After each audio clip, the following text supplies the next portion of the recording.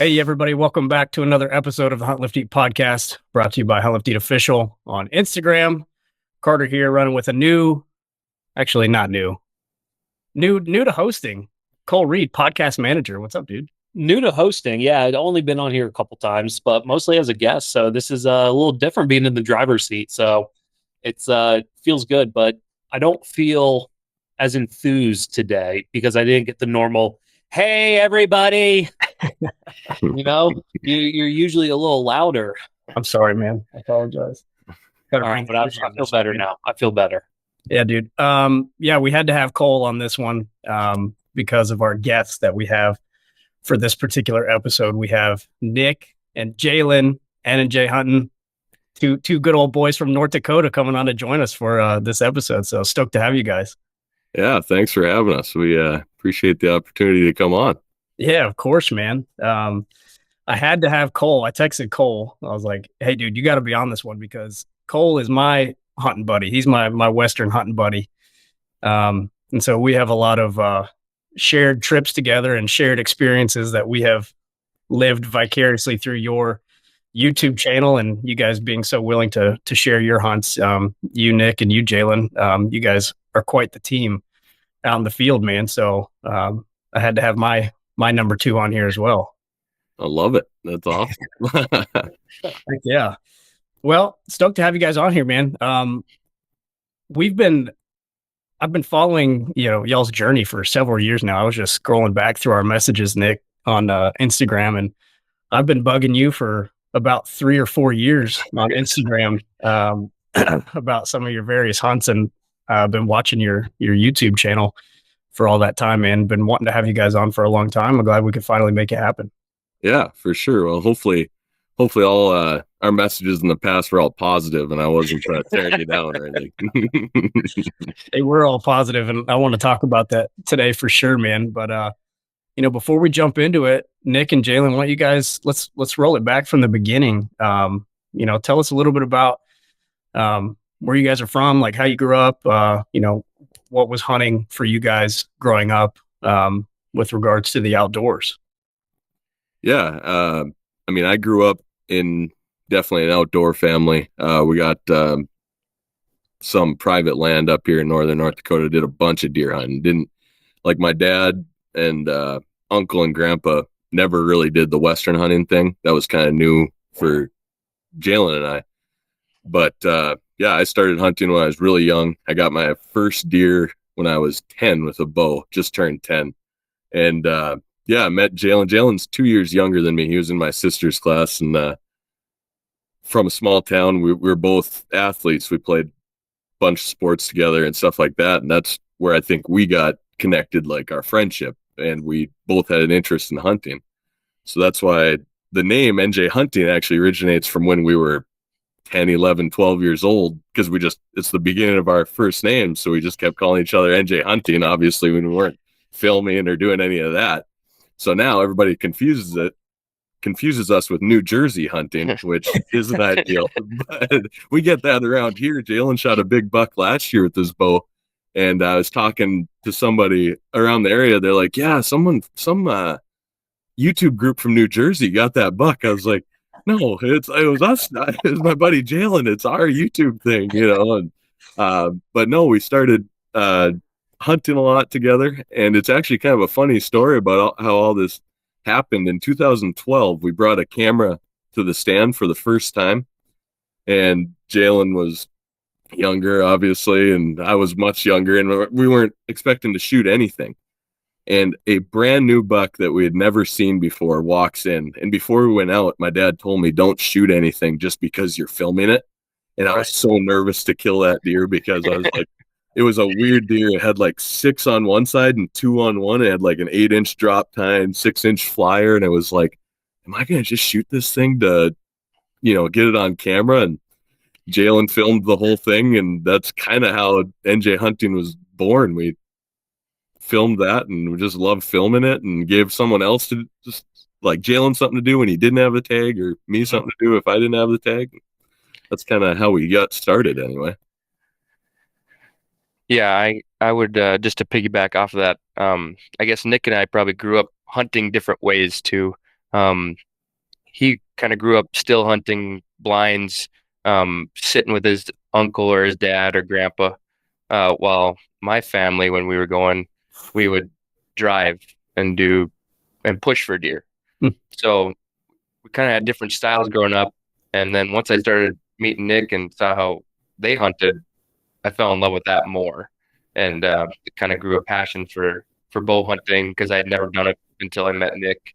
And actually, I shot my first bow deer with his bow, and so that kind of jump started my passion. That's awesome. So 2012, your first film, right? That was time filming. Yeah. How how old are you guys? Because one of the things I love about your channel as a whole is like you're a couple of younger guys. I resonate with that. Cole and I are younger individuals too. But how old are you guys? Well, I'm 29 now. I don't want to say what I was in 2012 because I can't do the math that fast. Jalen's a math teacher, so he can tell you how old I was. Let's see. But 29 now. Yeah. 13. I think I was 13, 14 probably. Okay. 15, 16. Okay. When we first started. Let's go with that. That's close enough. Yeah. You're a teacher too, Jalen? Yeah, I teach here in Rolette. Nice, man. I'm a teacher too. I coach sports year round, and I knew I liked you guys. I knew It's kind of a bad profession for hunting though, because it takes up a lot of time. Especially if you're coaching or reffing, like right. You are. That takes up a lot of your bandwidth. Right. Yeah, that's awesome. So you guys got started at a young age, and it all came together on that first hunt, and you were like, "This is a thing. Like we're gonna roll with this." Yeah, and the funny thing is, we don't shoot a lot of whitetails. We're really picky, so that's why it was so crazy to actually get one the first day we ever had a camera out in the stand. So. What kind of camera were you guys running back in 2012? Was this like you prop it up on your shoulder and you got a battery pack? Like no, it was quite a bit smaller. It was a Sony Handycam. I remember liked it because it had 70 times zoom. And the hunt is actually on our YouTube page. It's like I don't know what it is. I know it's like one of the first 3 videos, and it's titled "Drop Tine Bucks" because there's one from a hunt in 2016 where I got a drop tine buck with my bow.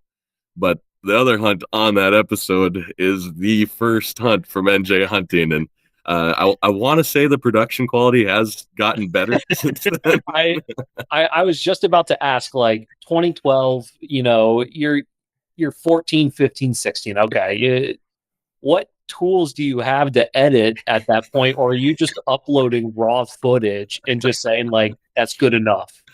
I don't remember how we edited that. I don't think we uploaded it until 2016, probably 2017. Yeah. So that footage just stayed on a chip, right, for a while, and we're probably using iMovie or whatever. Yeah, at that time when we first started releasing videos. And so one day you just look back and you're just like, we should put this up there. Like, this is kind of funny. Like, let's talk about the origin of NJ hunting. And it was that. Yeah, that. And then actually the first, I'd say, our try at YouTube was a 2018 Wyoming deer hunt that I did with my buddy Trevor Gottbrett.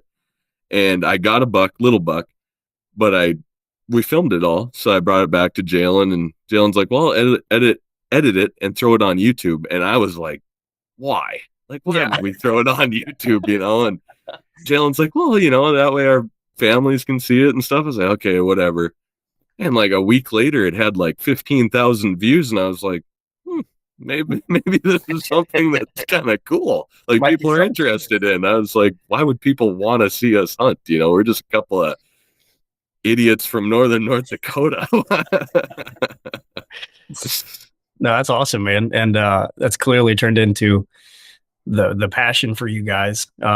Is this a full-time gig yet, Nick, or this a side passion? It's just a side passion. I'm a loan officer at the local bank here, and that's why we just love it. And that's what we tell everybody. I think you said you were watching our South Dakota video, and I even gave kind of I said something about how we don't get stuff just for content. I'm not saying anybody does, but we get so many dumb comments on YouTube about, oh, obviously getting that one because the camera's behind you. I mean, it might be because we shoot a lot of small deer, or or they're just used to maybe people doing that. I don't know, but we're never going to shoot anything for content. We have the camera with us, and if we didn't have the camera, we'd be doing the exact same thing. So that's kind of that's important to us, not to kill something just for content. Yeah, absolutely, man. And I want to talk about kind of your litmus test for a deer. What makes a deer the right caliber for you to pull the trigger? I know you've got some criteria, because every time I watch your episodes, I'm like, brother, I'm like, Cole, dude, I would be shooting that 10 out of 10 times, man.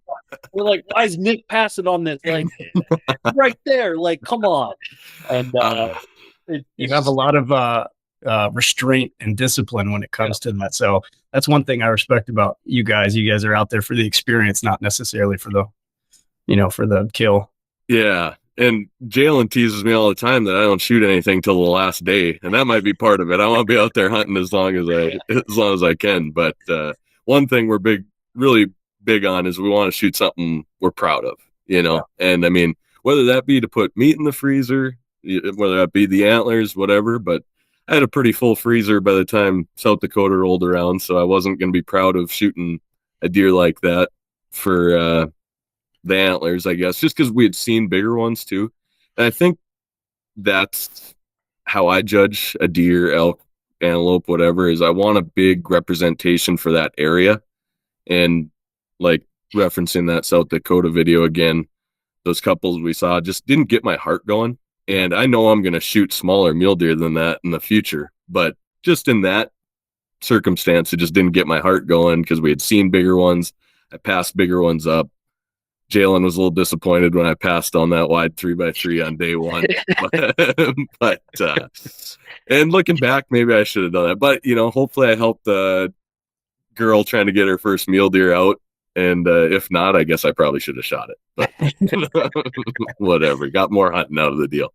Yeah, man. I want to jump into that hunt too, for sure. But I've got, I'm looking around. I've got these relatively small whitetail on my wall here, man. The biggest whitetail I've ever seen in my life was in North Dakota. I was duck hunting near Devil's Lake, and we were hunting a field, and the biggest whitetail I've ever seen in my life looks a lot like the one on your wall, just like so different than like the deer we have in North Georgia here. Just everything is big, right? The bodies are huge. The neck was huge. The mass was just unbelievable. And he just walked past our little laydown blinds in the middle of this cut field. And I was like, oh my gosh, this is the coolest state ever, right? It was also like negative a gajillion degrees. I also don't want to live here. You have to be a tough person to live in North Dakota, man. Yeah. You don't hear many people call North Dakota an amazing state like you just did. So I appreciate that. It was cold, man. It was cold, but you guys, you definitely, it's a different caliber of big game out there. Just talking about North Dakota, like it's just so stark. Even like some of the whitetail episodes you guys have done. Again, I'm just like, oh my gosh, that's the deer, right? And then you guys are like passing on these deer. Kudos to you guys. Jalen, what was your kind of first successful hunt where you're like, oh yeah, hunting's this is what I'm gonna do? Probably my first bow deer that I got. I think it was 2013. Just went out one weekend. Nick's like, we're gonna get you a bow buck. Your first deer is gonna be a buck. As soon as the first one comes out, that gets your heart going. And that's kind of one of our things that we base everything off of. If it gets your heart going, that's when you can shoot. Yep. And I don't know. I think we hunted the weekend before, and then the next weekend we went out, and it's early or mid-September, like I said. So it's really hot out. It's 80, 70 degrees out, and this buck comes in and don't have a shot, and finally it starts walking away, and Nick stops it, and I make a good shot, runs off or whatever, and that feeling after is what hooked me. I mean, and then we started Western hunting, and just all the deer you see, and every day just is a new adventure, and that's just what really jump started it for me. That's a good way to look at it, man. Whatever gets your heart pumping. I've got a small forky muley over here that just like set me over the edge in Montana. Cole had already tagged out on a nice one. And again, it was like a Nick buzzer beater situation, and Oh man, shot it the last morning of the last day. And I had never been so excited to shoot a deer, small forky. Right. And I had messaged you, Nick, about Eastern Montana. And the first thing you said, I was like, it's my first trip. And like, dude, any advice? And you were like, it's tough, man. There's a lot of public land Eastern Montana is tough. There's a lot of pressure, and you were like, good luck. Let me know how it goes. We ended up missing our flight, man. It was a bit of a disaster. Oh, like, what an awesome experience. Like, you wouldn't trade some of those things for the world. Mm-hmm. No, yeah, Eastern Montana is fun, but it is a challenge. That's for sure. Yeah, high risk, high reward kind of thing. Mm-hmm. That's cool. So how has the journey been so far, right? You guys have had so much growth, like literally, and like with the production value and, everything that comes with everything that is N&J hunting, man. How has the journey been so far? We've made our foray into YouTube recently, and it's a tough nut to crack, man. And you guys are, making a good shake of it. So how has that been? Yeah, I mean, we're trying, we don't probably do as much as we could. I know a lot of the hunting channels or what have you do, the gear reviews and all that stuff. And we're pretty poor on that. I think we have 1 or 2 gear reviews. So that's something we could go after more. But we feel like we kind of fill a gap with everybody getting so cinematic with their YouTube videos nowadays. And don't get me wrong, those are cool. I mean, they're really cool, but it seems like everybody's going to that. So our big thing with the YouTube is we want to show people how it really is out there. Like you just said, like getting a forkhorn in Eastern Montana, it's cool to show people that so they don't go out there and expect there to be big 160, 180 mule deer running everywhere on public land. And we want to show people that there are hunts out there it is like that. It is easy. You could get a medium-sized buck easy, and trying to get a bigger one is the challenge. But then there are hunts out there that, just getting something with antlers is impressive. And that's what we really want to show people. And I think we do a good job of that. So it's not that we're too lazy to edit it to get cinematic like that. It's more that that's what we want to show people, how you can expect to do it if you work hard each day, take it day by day. And I think, some people are kind of finding that out with our YouTube channel, and they're falling in love with it. I know some people, we get the comments that, why would you post this? Or it's just another video because you didn't kill anything. And, I don't know if you've finished our South Dakota series, but spoiler alert, I did not fill a tag. So some people get a little upset about that. But again, we just want to show people how it really is. And I think people are kind of realizing that, and that's letting us grow a little bit anyway, just because, but it takes a certain type of person, because I know everybody wants to see a kill shot on the end of the video, and we try, but that's just the way hunting goes. 100%. What about you, Jalen, man? What have you learned trying to grow this brand? What haven't I learned? I guess probably a better question. I mean, we started with, like you said, just a little handheld camcorder, and now we're running 4K stuff. So like, not only are we getting better every time we go hunting, our gear's gotten better. But like Nick said, just keeping it raw. Like, we're not trying to put a show out there. It's like, this is how we hunt. We'd hunt the same way if the camera wasn't there. And just showing our passion that we have for that kind of hunting is kind of what I've learned and learned to love. I mean, walking around South Dakota this year, we weren't seeing big bucks. We were barely seeing deer at one point. We changed the strategy. All of a sudden, we started seeing deer, and we're into maybe shoot one. So that kind of just the strategy that we learn, even if we don't get something every trip, is kind of something that has kind of grown for us, I think. Yeah. Those are like some of my favorite episodes to watch on YouTube, is when people are unsuccessful, right? And like you said, some people don't always appreciate that aspect of it. But, I think if you can tell a good story, then that's the name of the game. And that's something you guys do really well. I don't feel wanting for more. Like, thinking about like maybe the South Dakota series or like your Arizona hunt or whatever, right? That doesn't have to be the main takeaways, like a deer on the ground kind of thing. Yeah, no, and if you like unsuccessful hunts, I can see why you watch our YouTube channel. No, I think you guys have done such a great job at keeping it real, keeping it what it's actually like. I mean, we don't get me wrong. I love the cinematic. I love, some of these bigger shows where you do have a lot of production behind it, but they always show like, oh, they got, a new state record, buck or something. And it's just like, that's it's so unrealistic to me. Whereas like with your guys's videos and what you guys are doing, I'm like, I can relate to that a whole lot more. Hearing your guys's experience and even just like the little things, like I was just watching your Arizona episode and you cut the back of your puffy pants. And I was just like, dude, I've ripped my pants so many times, like in Wyoming and Montana with just stuff on the ground. And I'm like, I can relate to that, but it's like I don't know any other show that would show, some white fuzz coming out of your rear end. I'm like, that's hilarious. Like that's something I would probably film and like, at least have fun with. But no, you guys do a great job with it. I think it's a great show.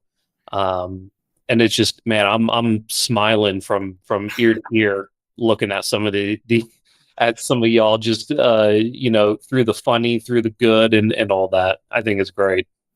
Yeah, I really appreciate it. Yeah, we try to show everything, and like I said, sometimes you rip your pants. I guess. Yeah. I've hunted with some guys where maybe they would have ripped their puffy pants and that would have sent them over the edge, especially if we're not seeing any elk, man. You guys you keep a positive mental attitude, and I think that's important. Yeah, we try. The other worst thing about that was my first time ever putting on that $300 pair of puffy pants. So that even makes it worse. Yeah, they're not cheap. When I got my first puffy like jacket, like pullover jacket from Kuyu, I was like, oh my gosh, I'm a school teacher. Like this is the most expensive thing I own. And ripped it on the first trip. I was like, I'm never wearing this again. This is ridiculous. Hang this up in the closet, man. Oh yeah, it happens. Yeah, it does. It does. And self-filming adds a whole nother element to your hunting experience, man. We've tried to dabble in it, and we have one hunt that's filmed it on YouTube, and it definitely doesn't help, right? I think the title of our hunt is Elk Don't Exist. It definitely doesn't help you seal the deal when you're trying to chase down an animal, man. So, what are some of the biggest struggles that you guys have had? Any examples like of, self-filming your hunts? Yeah, I mean, luckily, usually either Jalen, me, or a buddy of mine that has gotten into it a lot in the last 2-3 years is Kanan Kugler. He's filmed a lot for me the last few years. So we do have a cameraman, and one of us, and we always seem like we don't take enough video. And so we always say that, like, as we're on the stock, or if we think we might get one, like, just hit the record button. We'll edit out later. Adds for more editing time. Yeah. But we self-film a lot of our whitetail hunts. And like you said, you're a whitetail hunter, so you understand how wary they are. Yeah. And that's when it really gets difficult. Like Jalen self-filmed his big buck last year in, I don't remember how cold it was, so everything's squeaking. And this year I self-filmed the buck that I got that was a mid-160s buck as well, and that'll be a fun one to bring to everybody this fall when we release our deer series. But it's stressful in the situation. We get that a lot with guys around here because that's how they relate to us the most, is the whitetail hunting, because some of the guys don't do western hunting. They're like, I'm too nervous to even hook my release to my bow. How are you guys worried about a camera? It's like, yeah, I get that. It's you're always worried about spooking them, that's for sure. Yeah, just to piggyback off that, I guess even like when we put our setups now for whitetail, we're thinking about, okay, what's the easiest way we can self-film with this setup? Like with our camera equipment, can we make this setup so it's like minimal movement as possible, basically. And I think the setup that Nick was in this year was a little bit of a struggle, actually.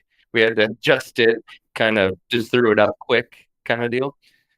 Last year, I was in a ground blind, so it was a little easier in that sense because I'm using a tripod. But yeah, we're always thinking about like, okay, we're gonna probably be self-filming, and if we're not self-filming, then it's easy. But we're always thinking about our self-filming when we're setting up our whitetail stuff. So, you guys ever ruined an opportunity trying to run the camera? Not anything that sticks out. I mean, That's nothing great. obvious. I've definitely spooked deer because I've done it. So maybe the big one was on the way in, but nothing as the big one was in front of me or anything yet. Yeah. Knock on wood. That's great. I've tried to record Cole shooting, I don't know how many antelope and mule deer and whitetail now, and I forget to press record. I get so caught up in the moment. I'm like trying to coach him through it because neither of us grew up hunting, right? Like I didn't start till I was in college, and Cole didn't start till after college. We went to school together, and I get so caught up in the moment trying to just when he shoots, I'm just like, reload, like stay on it, like that kind of thing. And I'm like, dang it, I forgot to push record. Like, Yeah, we always talk about that's just one of our fears. We're like, one of these hunts we're gonna miss the kill shot because we forget to hit record. I mean, the biggest issue I think we've had so far is we forget it's in manual focus, and not necessarily for the kill shot, but I know the mule deer that Jalen got a couple years ago, the year before that, we were chasing them with a bow, and this one is on me. We saw him in a canyon, and I was recording them running. We get back, and it is blurrier than all heck. We just can't even tell it's a buck. It's like, oh, that's right. I was on manual, and we did an interview, and so that one kind of sucked. But luckily, it wasn't a kill shot or anything like that. yeah, it's a good, AAR comment there. Like, yeah, got to learn from every single opportunity. What if you had advice for, let's talk about like whitetail, for example, for self-filming up in a stand, like what advice do you have as far as like somebody who wants to get into self-filming their hunts, either specific gear or setups or whatever? Yeah, we've I guess on the gear side, we've tried a lot of different camera arms, and the one that we've found works the best is a company, Fourth Arrow. Okay. And they're kind of expensive, but it's one of those deals we spent a lot on $50 camera arms, and then this one I don't remember how much it is. I think 150, 200 or something like that. And that really works good. I mean, it's smooth. You probably need your own, or you need to also invest in a tripod head to put on that Fourth Arrow arm. But it really works good. And on the filming aspect of it, one thing that I've learned is the less zoom, the better for self-filming, just in case they walk out of film, because it's so easy to get way zoomed up on the deer and then it walk out of frame. Perfect example is the buck I got this year. I know it's not out there yet, but in North Dakota, it's legal to bait. So he was eating at the bait pile. Another buck was coming in from the right, and he kind of turned off the bait pile and started walking away and postured up at that buck. And if I would have had it just zoomed in dead on him, I would have never got the kill shot. So always zoom it out a little bit. And so that way you don't have to constantly be moving and adjusting the camera too. You can always zoom it in when you're editing it afterwards. Yeah, that's good, man. It's kind of like, walking around with your rifle too. Like I've seen guys out west who have hunted with us before, and they're like zoomed in on 10 max on their scope or whatever. I'm like, brother, I've shot mule deer, at 40 yards, and I've shot mule deer at 300 yards. You don't know where they're going to be. It's a lot easier to zoom in rather than trying to throw up your scope when you're at 10 and then adjust, right? It's easier to an adjustment going in. Yeah, exactly. And it took us a little bit to learn that too. I mean, I'm definitely guilty of walking around with the scope on 10 every once in a while. And it's like, oh man, if something got up right now, it'd be a challenge. But yeah. If you go back to our 2012 first hunt, you'll watch me zoom in the camera about 30 different times thinking like, oh, we got to get a close up. And it's like, oh, let's show them how far away we are. And you can hear just the camera zooming in and out because it's 20 degrees. And then the battery's starting to die. And once you watch the video, you realize why the battery's starting to die. You zoom it in and out so much. That's fun, man. Who shoulders the burden of the editing? I do most of the editing just because More power to you. Yeah, just in the off season too. Jalen, with his coaching and stuff, he doesn't have quite as much time, and then he coaches football in the fall, which makes it really tough for the Western hunting. It just seems easier for me to edit the hunts that I'm on because I'm on most of the hunts anyway, just because I just have a little more flexibility. I used to be a professional golfer. That's what I was the last 5 years before this. And so when the snow flies, there's not a lot of golf to be done up here in North Dakota. And so I always had time to edit it and stuff like that. So I always have to check with Jalen, but he's not as picky as you might think. Yeah, it's always, it looks good. That's interesting. In my mind, Jalen, you're the camera guy. You were like the detail, putting it together. Nick's the handsome face of Jalen's the detail-oriented, editor on the side of things. That's interesting. Dude, editing, do you hate it? Like, I hate it. It drives me crazy.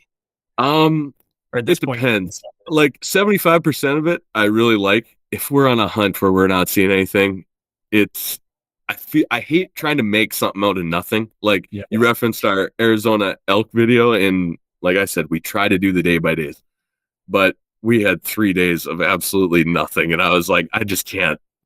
I'm not putting 3 days of videos out there just to put 3 days of videos. Like one video of this is going to be enough for people, and they're going to realize what it's like. And we don't want to get in the habit of that. We like doing the day by days, but that was one. Yeah, we just had to put together and be like, we saw a bear. I think it was like it cut to day 3 and you were like, we've seen a bear and a mountain lion. Jalen reached for his pistol and nothing. I was looking at him. I was like, see, that's funny shit right there. I like that. Like the editing's tough, man. People who don't edit their footage or don't film their hunts, that adds a whole nother level to what you guys are trying to do. Like, I don't know, we're sitting on an insane amount of footage that nobody wants to edit here at the Hunt Lift Eat. Nobody wants to take the dive and be the guy who sits down and edits everything because it's intricate and it can be daunting to jump into. And then, like you said, to like tell a story, that's what makes a good episode. And that can be tough to do, especially when you aren't seeing what you want to see. Yeah. That's why Nick's always yelling at us to take more footage so it's easier for him to edit. That is true. I think Jalen and Kanan, we got a group chat, and I'm like, guys, we got to take more footage from out there. Story of our life. Like we always look back, after a weekend of just like Carter and I hanging out, and we're like, did you take any video or did you take any pictures? And we're just like, no, forgot. Like it's just the last thing we think of. Yeah. And, a lot of times Jalen will say, we can't just have a drone that follows us around and is constantly recording us, Nick. Come on. Even though there's sometimes we wish there was, like one thing I can think of is the South Dakota hunt with Kanan this year. He was dropping me off at a different point and he was going up the mountain, and I start walking in there. I'm about 500 yards off the trail. I see him driving away, and I realize I don't have my freaking rifle. I left it in the backup. So I called him. I was like, Kanan, you got to turn around. And he didn't even question me. He comes back. He goes, what? It's like, I just grabbed the rifle out of the back seat. I was like, see, that's the stuff. I'm glad that's not on film because you realize just how dumb we are sometimes. It makes you feel better. We've been in those situations before. We've been in a familiar region in Wyoming for deer that I have unfinished business with, but we get halfway down the road from camp to where we're going to hunt. I'm like, hold on. Does everybody have their license with them? And dude, all 3 of them were like, oh my gosh, I left it back in camp. I was like, you gotta be kidding me.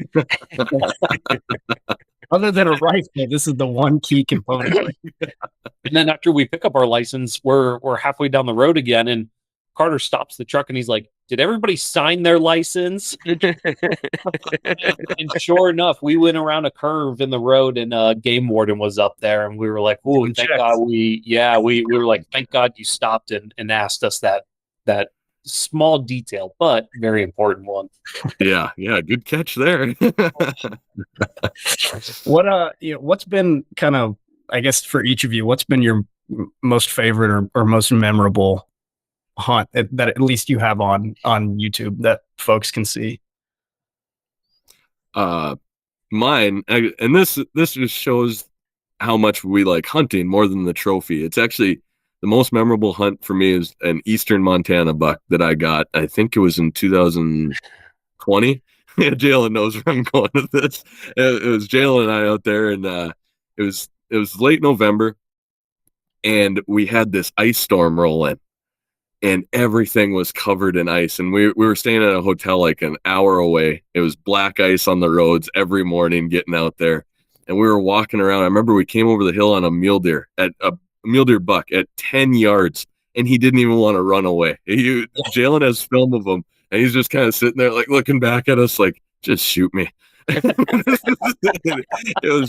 It rained all night. Everything was covered in ice, and I ended up getting a little 3x3 buck, but like his antlers, it just was all covered in ice. He looked heavier because he had so much ice on his antlers. It was definitely an experience. One I don't know if I want to have again, but it was one of the coolest hunts to date, and we didn't get anything big, but we were successful anyway. Yeah. I'm probably between Nick or mule deer that we got. I got mine in 2022. His was in 2023 in North Dakota. My hunt, the first 2 weekends we went out was with Nick, and I think he had a wedding or something the last weekend.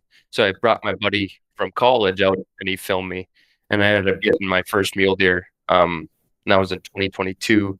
And then the following year, Nick draws a tag that he didn't think that he was going to get, and we went out and just had an awesome weekend and a half, basically. I mean, we saw so many deer, bucks that were like, most people would shoot those, but we're seeing so many deer, so let's just keep going, see what we find. He ended up getting a really nice one too, in just a fluke moment. We saw this deer, I think like Wednesday morning or Thursday morning, and lost him. Could not find him. The next morning we go into where we last saw him and couldn't glass him up. And a guy comes up on me while I'm sitting there, and I like the random hunter. And I was like, "How are you back here?" We walked a ways in here, and ended up talking. And I'm like, "All right, I got a buddy over here. I'll go this way. Get out of your way." He's like, "Yep, I'll go the other way. Stay out of each other's way." Meet up with Nick, and we're just talking right on top of a butte. And the buck that we saw the day before comes running out, chasing a doe right below us. And I'm like, "Nick, right here. And we end up getting them. And it was like, we always talk about like, why can't we get lucky? Well, we finally got a lucky one. Yeah.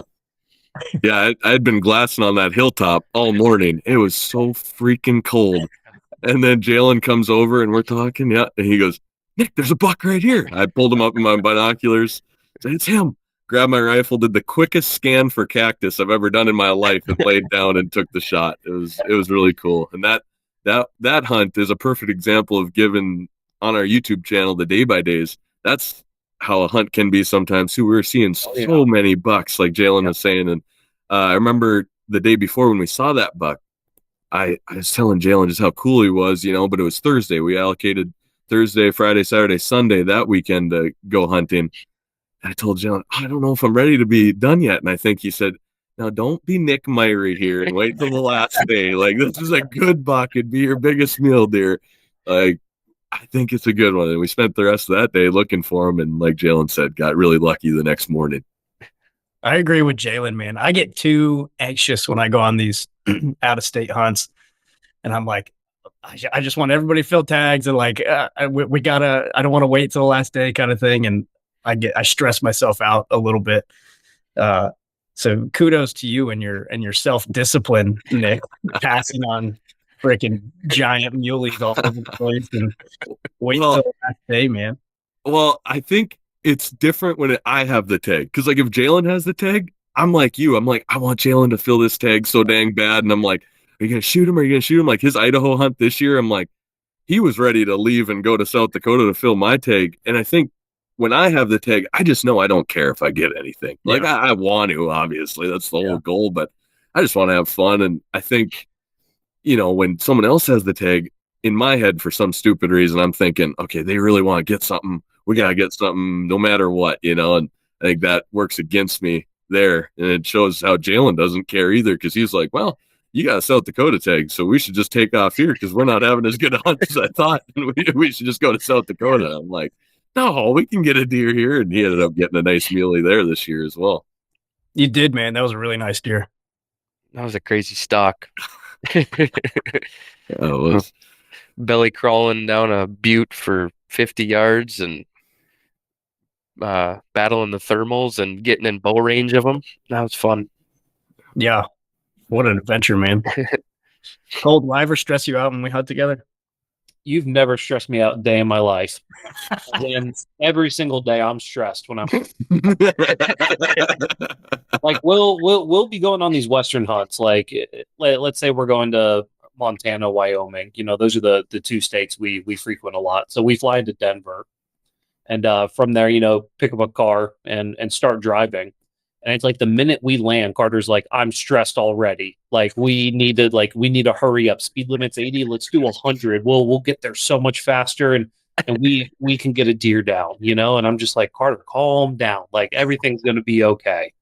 And but it's all out of like love and care. That's what it is. It's you want to see your friends be successful, and like I may not outwardly show it, but I like deep down I'm like I really want to help other people, fill their tags. Like I could care less about mine. Like let's get yours first, and then we go into this battle of like who's going to shoot first, and end up just like whoever spots the deer and it gets you excited. That's who gets first right of refusal. And then it kind of trickles down the line there. But no, Carter is a sometimes stressful person when it comes to filling tags, but it's all out of love and care. You guys have had some scenarios where you've gone back and forth on camera, like, are you going to shoot him? Are you going to shoot him? Like, are you thinking about, talking about like tips for 2-man hunts? Like, what are some things that work well for you guys when you both have a tag? As far as like everybody's roles and responsibilities once you do find a deer. Yeah, I mean, a lot of times we used to do a lot of archery mule deer hunting in North Dakota, so that's when we'd a lot of times both have the tag. And the general rule we followed was whoever spots the buck or the group that the buck's with, like you said, has first right of refusal. But there's a lot of other things that kind of go in that too. Like if say I have a lot of Western tags and Jalen didn't get lucky drawing them, and then we're basically just out there for Jalen because it's like, oh, I got an opportunity to go hunt a lot. And back to the stressing you out, I just wanted to mention that Jalen's very lucky where I don't stress him out ever at all. So I don't know I think we've talked about this. Nick does not like to drink or eat while he hunts. So like we'll be hiking and be going chasing, and it's like, Nick, we haven't ate anything for like 5 hours. I'm starving. He's like, really? You're hungry? Like, can we just stop and like just relax? Yeah. Like, we're not going after anything right now. It's like we're hiking to a spot. So let's just take it easy, get a little something in us, and then let's go again. And that's usually when I say, okay, let's stop on that ridge up there. And Jalen goes, yeah, but you say this every time we get to that ridge and you see a different ridge you want to glass off of. Always going to be another ridge. Yeah, exactly. Just, real quick, what's over this one? Let's just look real quick.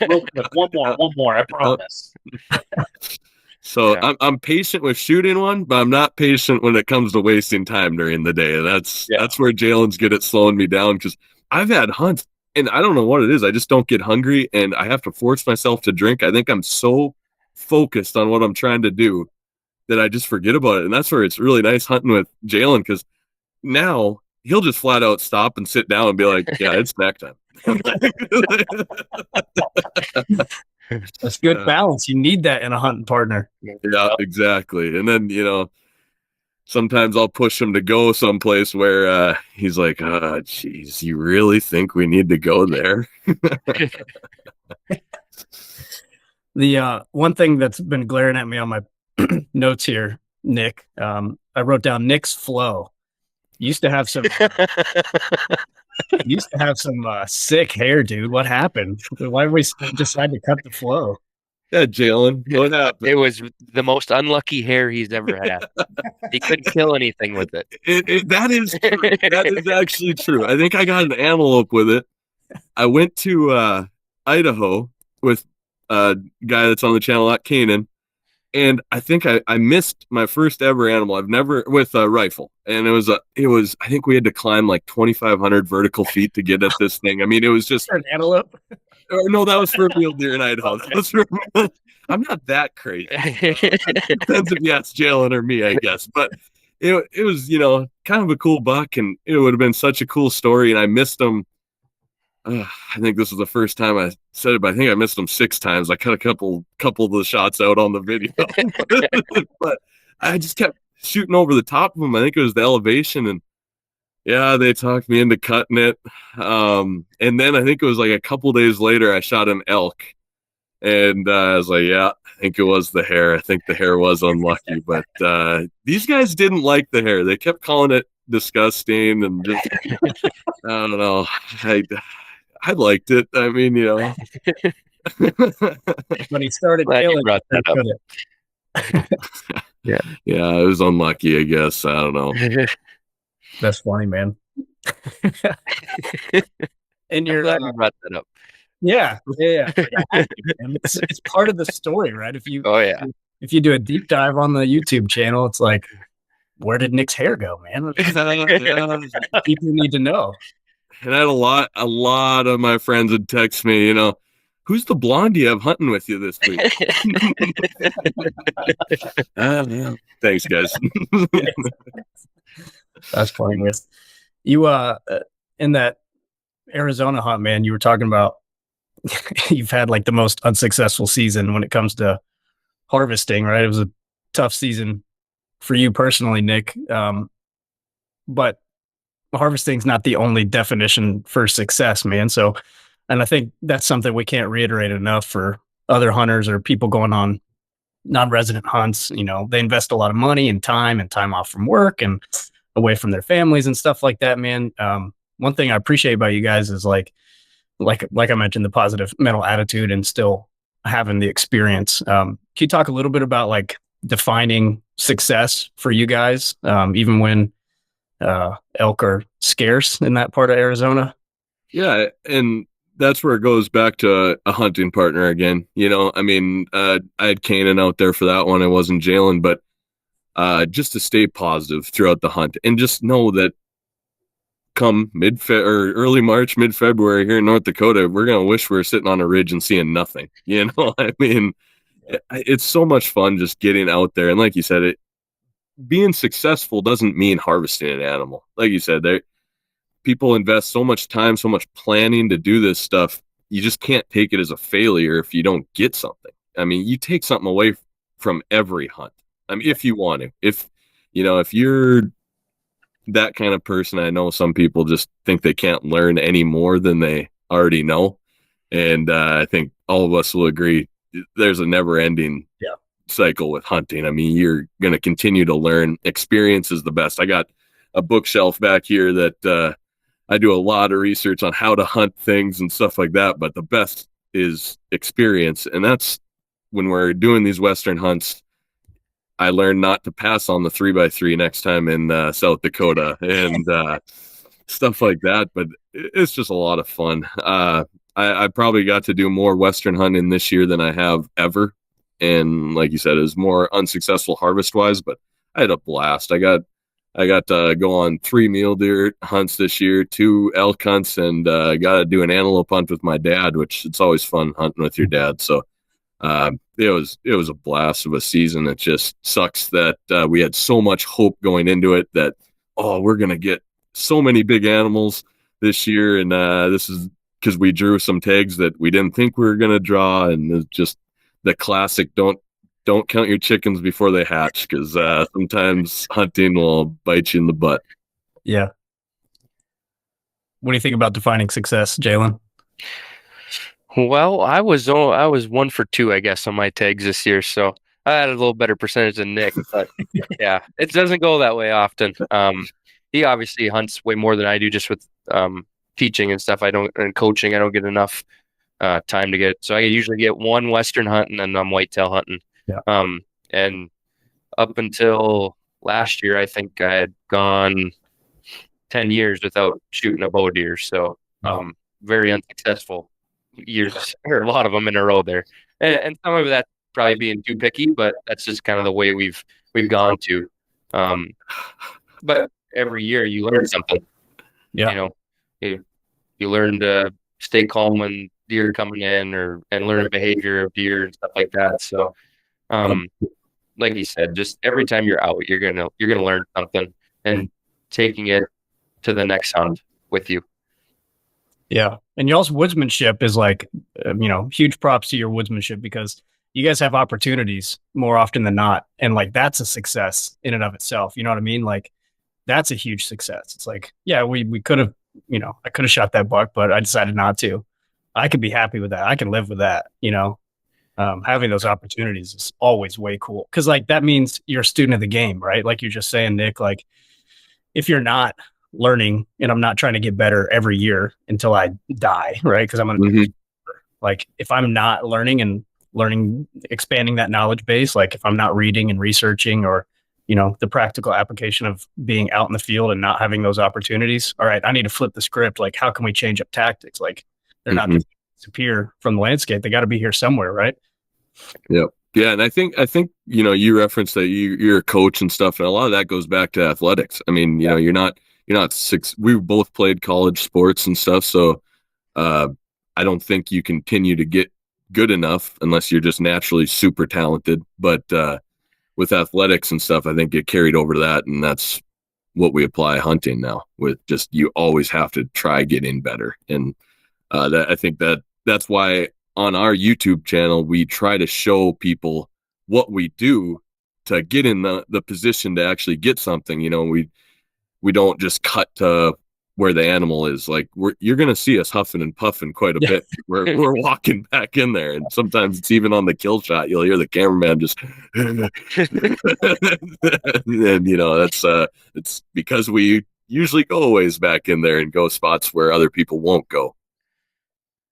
I really liked, I think it was your South Dakota episode where you passed on that deer and then you ran into the neighboring landowner. I would love for you to talk about that interaction. I think you did a really good job on the episode explaining your thoughts and the situation and whatnot. But you guys were way back in there to the point where that guy was like, "Where the hell did you guys come from? Like, are you trespassing?"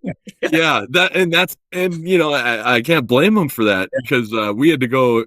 Well, I was back in there. Jalen was on a different knob, and he came up, and the first words out of my mouth was, "Hey, how's it going?" And he's like, "Hey, how'd you get back in here?" It's like right away. It was like, because he had some trails on his property, so I'm sure he thought that I parked at the neighboring highway and just walked back on his trail to get there through his land. And I told him, "Oh no, there's over through there." He's like, "You went through that canyon?" And I was like, "Yeah." And he's like, "You have a long ways to go back." I'm like, "Yeah." And, Yeah.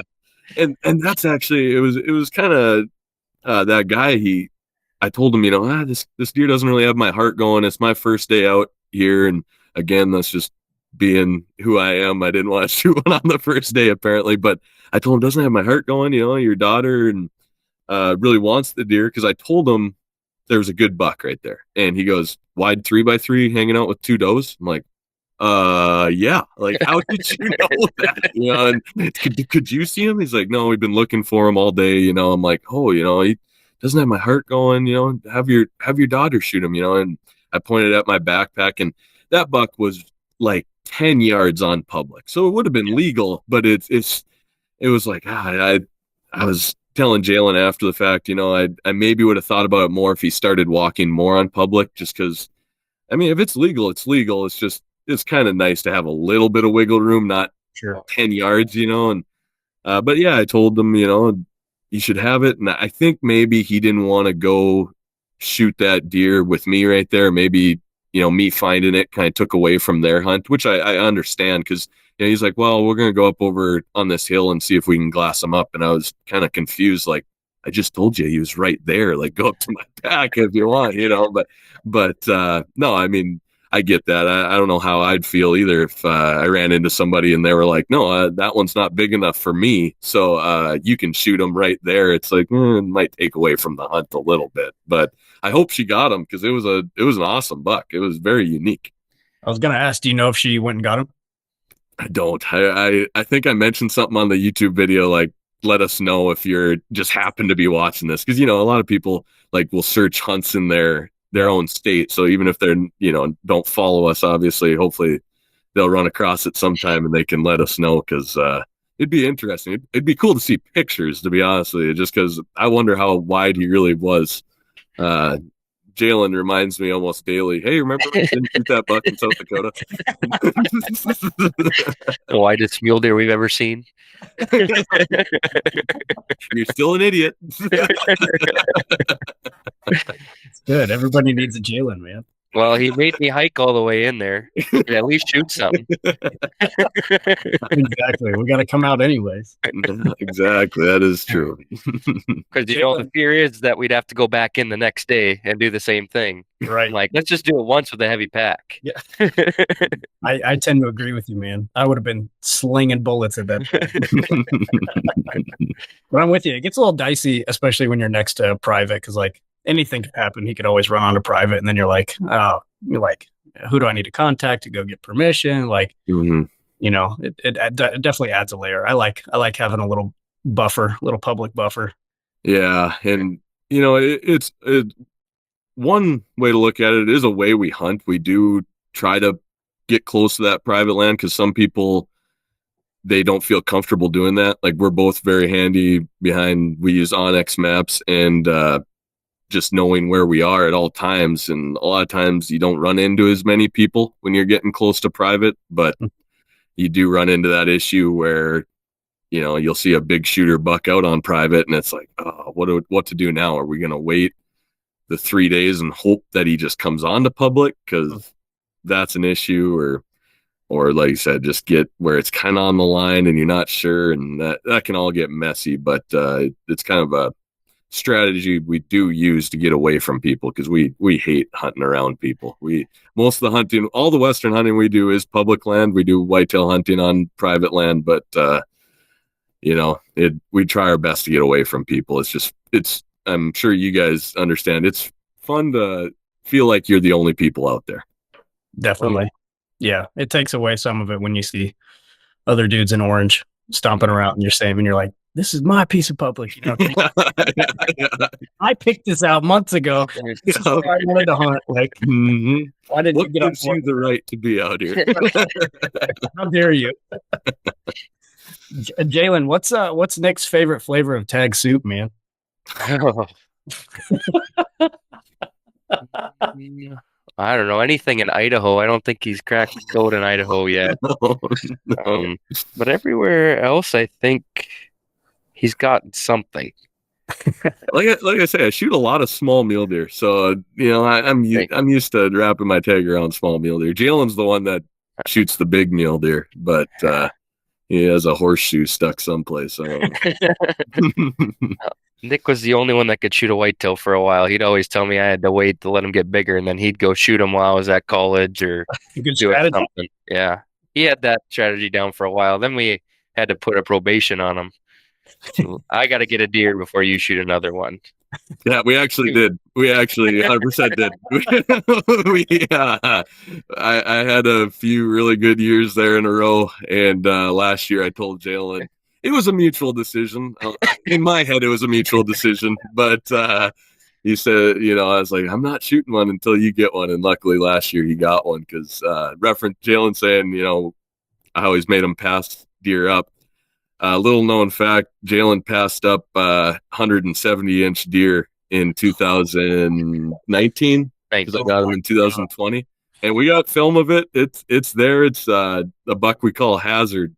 And I shot him when he got a lot bigger. He grew 2 inches over the off season. So I shot him when he Oh my gosh. he was 172 when I got him, and Yeah. Jalen found his sheds and he was 170 inches with another beam coming off it. I think Jalen's looking around for the antlers because he found them. But I think I have the right side. I don't have the left side. But yeah, I don't know. But yeah, no, it's Oh, here they are.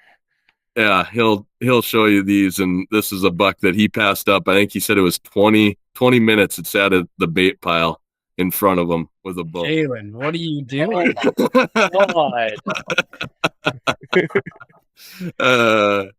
And at that point, his biggest whitetail was 110 inches. So What are we doing? What? Come on, Jalen. Yeah, that was a tough sit, but that was also really cool. I mean, watch a 170-inch deer for 25 minutes. I mean, you don't often get to do that. So No. I think it probably made me a better hunter in the long run, but it was a tough 25 minutes. I'll tell you that for free. Yeah, I can't imagine, man. I'd be slinging every arrow in my